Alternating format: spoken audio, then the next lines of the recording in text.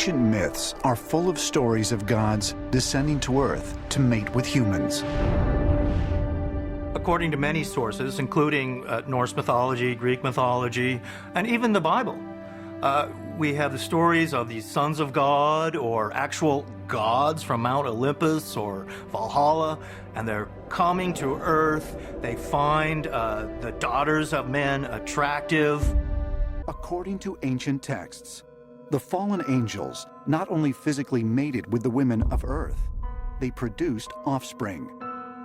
The Nephilim, a race of giants, similar to those portrayed in the story of David and Goliath. I pretty much agree with how they start off here. There are many texts from all around the world that do seem to be speaking of the same thing. I also think that because of the eerily similar themes in these accounts, it's not wise to dismiss them altogether as a common idea that you would expect independent cultures to invent. I think this topic is worth looking into in depth. Ancient Aliens seems to hold two contradictory opinions about this issue. On the one hand, they seem to be clear that they believe that extraterrestrials came to Earth in the ancient past and had sexual relationships with human women because they found them attractive. Ancient texts talk about the fact that whoever visited the Earth in a remote past, these gods, thought that Earth women were quite beautiful.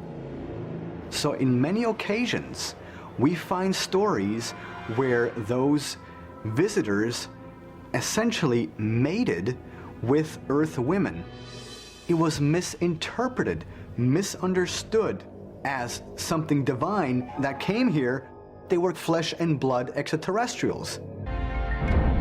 When you look at Greek mythology and many of the mythologies around the world, they have these stories of gods coming down from the sky and have sexual intercourse with these humans and, in a sense, create a new breed of human. When all these encounters happened, and when women slept with those gods, which can be found in multiple texts all around the planet, that those women actually had sex with extraterrestrials, not with gods, because gods do not exist. But the view that this event involved lust and sex doesn't fit too well with the ancient astronaut theory. They would prefer the view that what happened was artificial insemination. Today, artificial insemination. That's what happens today. You no longer have to have sex in order to have babies. We have the exact same description thousands of years ago, where women, without sleeping with anyone, all of a sudden became pregnant. The problem is that these texts are so clear that a physical desire for women on the part of the angels was involved. So in order to make artificial insemination appear in the texts, Ancient Aliens stoops to a new low. One of the Dead Sea Scrolls is called the Lamech Scroll. What is Lamech? Lamech was a shepherd. And one day Lamech, his woman, was pregnant. And he said to her, "This is impossible. I was not here for months." But his woman, with the name Batenosh, swears, "No one touched me." But Lamech doesn't believe his wife Batenosh, and he goes to his father, which was Methusalem. And Methusalem says to Lamech, "I can't help you. I don't understand this. I believe your woman, Batenosh, that nobody touched her, and I believe you. So what should I do?" So Methusalem goes to his father, the grandfather now of Lamech. His name is Enoch. Now Enoch tells to Methusalem that the guardians of the sky have made an artificial insemination into the womb of Batenosh, the wife, and he should accept this child because this child would be the father of a new human generation. And in the Bible, this is Noah. They literally lie here. I suppose that von Daniken is banking on the fact that not many people know about the text that he is quoting from, and so they probably won't check his facts. So I guess he feels like he can just straight up lie to people about what it says. Let me break down some of the deceptions in this clip. And one day Lamech, his woman, was pregnant. And he said to her, "This is impossible. I was not here for months." The first big lie here is the idea that the reason Lamech doubted that Noah was his son was because he wasn't there for months. when the text clearly explains that the reason he doubted whether Noah was his son was because of the way Noah looked. Von Daniken just inserts, I was not here for months. I guess to make it seem like it couldn't possibly be Lamech's son, which is very deceptive, especially considering that in the text, Bathanash, his wife, actually reminds Lamech of the day they conceived the child. And if you think that's deceptive on the part of Von Daniken, you haven't seen anything yet. Now Enoch tells to Methuselah that the guardians of the sky have made an artificial insemination into the womb of Bathanosh, the wife. This is unbelievable. In the text, Enoch actually says the opposite. Enoch clearly confirms that Noah is the genuine son of Lamech. So not only is Von Daniken bold-faced lying here about what Enoch says about Noah in the text, he is inserting the idea of artificial insemination out of nowhere on top of this lie. So you can see that one of the main founders of the ancient astronaut theory has absolutely no problem lying in order to make the crucial link that they need between the Nephilim and artificial insemination in ancient texts.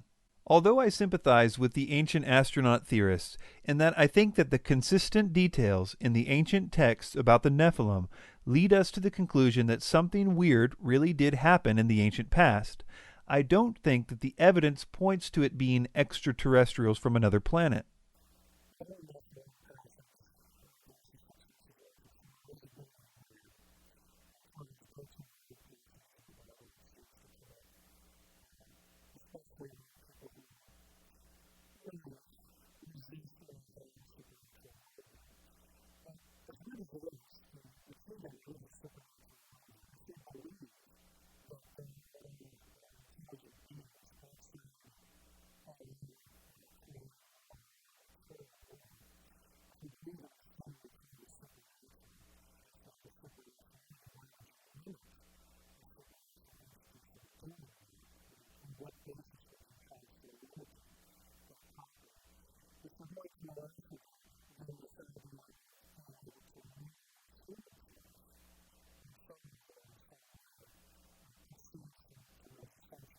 I think that we've already seen that they are being deceptive with the evidence that they present, but I also think that they are being deceptive with the evidence they are not presenting.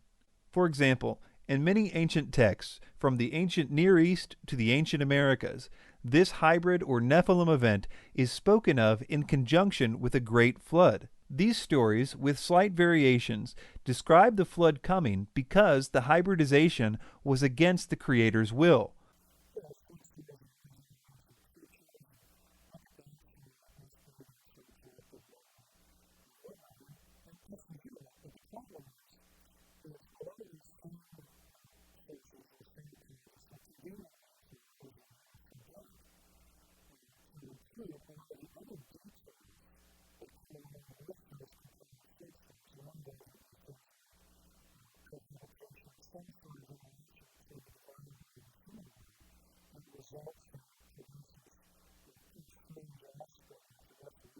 It's complex and pretty strange, but it's consistent, and it is a story that many diverse cultures have passed down to their descendants. They really believed that this unnatural union produced giants. But again, because the consistent stories of the ancient cultures conflict with the ancient astronaut theory, they literally just throw out the evidence. Were they giants? Or is that the wrong word and the correct word should be extraterrestrial? But the word Nephilim really does mean giants, and the context of the various stories clearly reinforce this idea. Their height is often described, or the dimensions of their weapons are given, things like that.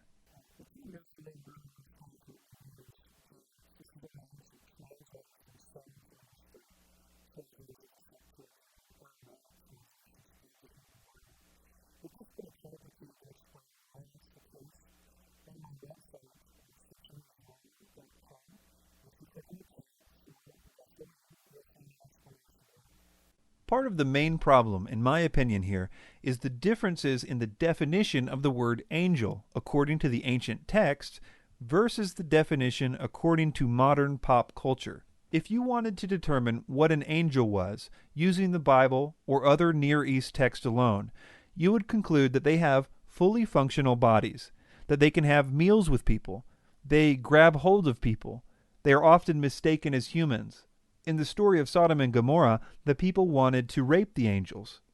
We find in the Bible that the angels that decided to rebel and have sex with human women had to leave a certain type of body and exchange it for another one before they could do this.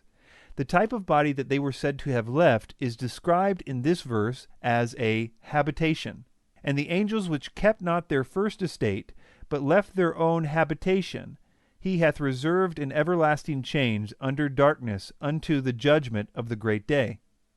The word habitation there is a rare Greek word called okaterion, which is used only one other time in the New Testament to describe the type of bodies followers of Christ will attain at the resurrection of the dead. So basically, the angels were said to have left one type of body for another type, and the second type clearly was capable of sex and reproduction according to the Bible.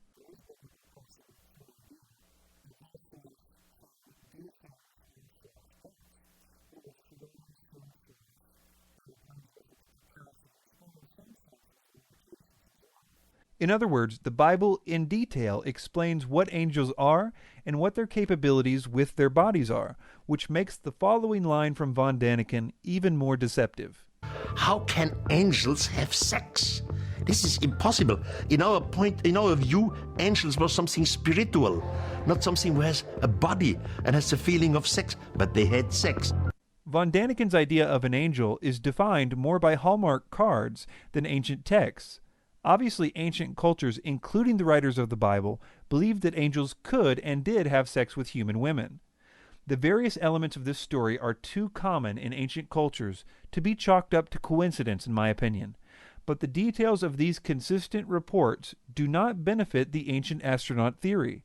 In fact, if anything, it supports the idea that the narrative of the Bible is true, or at the very least that the specific details of that narrative was believed by cultures as geographically diverse as the Americas, the Middle East, Asia, Europe, and Africa.